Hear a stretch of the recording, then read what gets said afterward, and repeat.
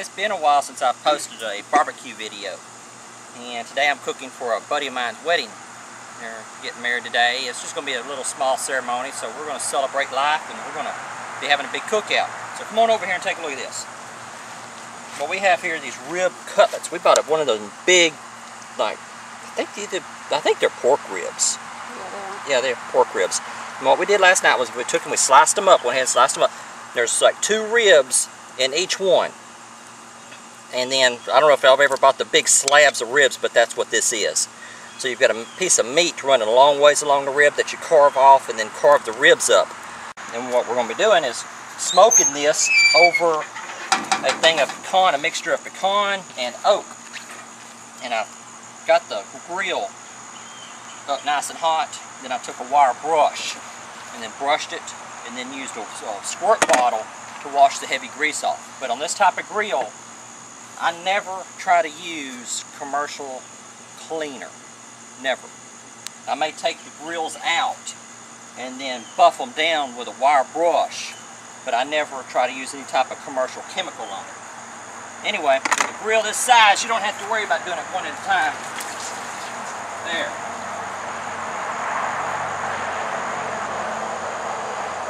There we go.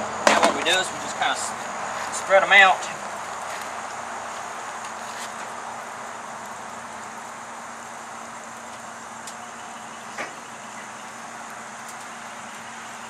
And on a lot of this barbecue, sometimes there'll be like a black residue.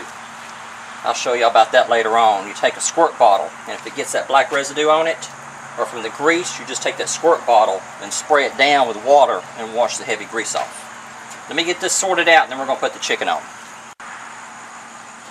What we have here is a 10-pound bag of chicken quarters. What we're doing is I've designed this top tray right here, where it will accept, or where you could put a whole bag, a 10-pound bag of chicken quarters up here.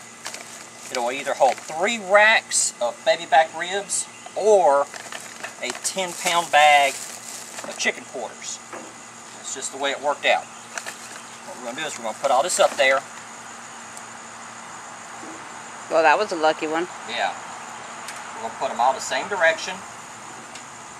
So as they're cooking, it's going to be easy to tell which ones were turned and when.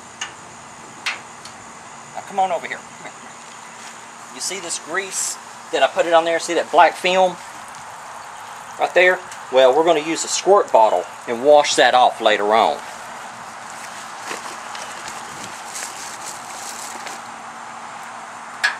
What I'm doing here is I'm taking all that fat and blood down there, that's down there in the bottom.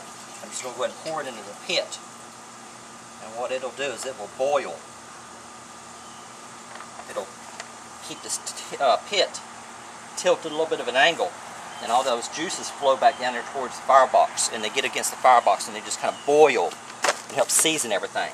Now this is 10 pounds of chicken quarters. And what we have here is some Tony Crochet's Original Creole Seasoning. Tony Chachere's. Tony Chachere's, I'm talking. Tony Chachere's Creole Seasoning. For y'all that don't know what Creole is, it's Louisiana. It's like a slang name for Louisiana. All right, Krista, there she is. You want to go ahead and go talk to her? You can put more on there than that. Like that? Mm-hmm. All right. Okay, now what we're going to do is we've seasoned the top of it. Seal it up, close the pit up, we're going to let that cook. And then whenever we turn it over, we're going to season the other side. Now this chicken up here on this top tray takes about 2.5 hours to cook.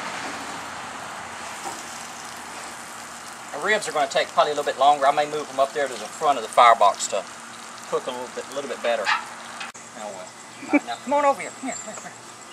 What it is this chicken, what it is I cooked that chicken. You see how that skin is starting to pull back? That is how long I cook my chicken. It's been on there, I guess, about 2 hours or so. And it was up here on this top tray. And whenever it starts pulling back like that, I'll move it from the top tray down on the bottom, down here. And then I can put something else, like if some of these ribs, these thick pieces of rib, aren't quite done, I'll go ahead and put them up there and let them finish cooking in the heat. I need to put a baffle right there and seal that off so that he comes down and loops up. But anyway, what we have here is a roast. And we're going to go ahead and put this all the way to the back there. Now remember, this cooking grill, this cooking surface is 6 feet 9 inches long. So that roast is going to be close to 7 feet from the heat coming down. And this pipe right here is capped or plugged. It's got 2 baffles inside of it that plug it. And then all the heat builds up and then goes through right here and then into the smoker. And we're going to go get some deer sausage and boudin and put that on. Let me make some room right here, and we're going to get that put on because we got company that's going to be here in about 30 minutes or so. I'm going to try to have this wrapped up.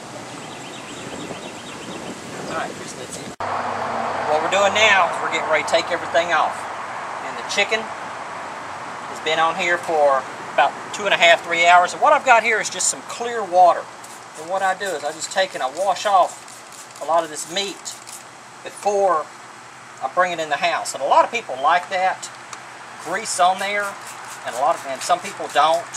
So I just try to wash the heavy stuff off. And it's just water, tap water right out of the sink. No big deal, it'll drain off.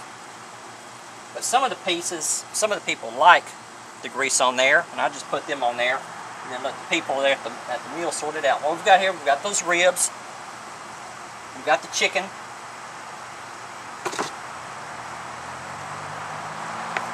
We've got some boudin. And if y'all don't know what boudin is boudin is pig intestines stuffed with pieces of sausage, spices, rice, green onions, stuff like that. And that's what this is. And here we have some deer sausage. And my son and I, we killed that deer last year. Corey, some of y'all seen some of his videos that we posted on YouTube, but he's the one that got this deer last year. And we've got beans and cake in the house. Let me get all this off and I'll be back with y'all in a minute.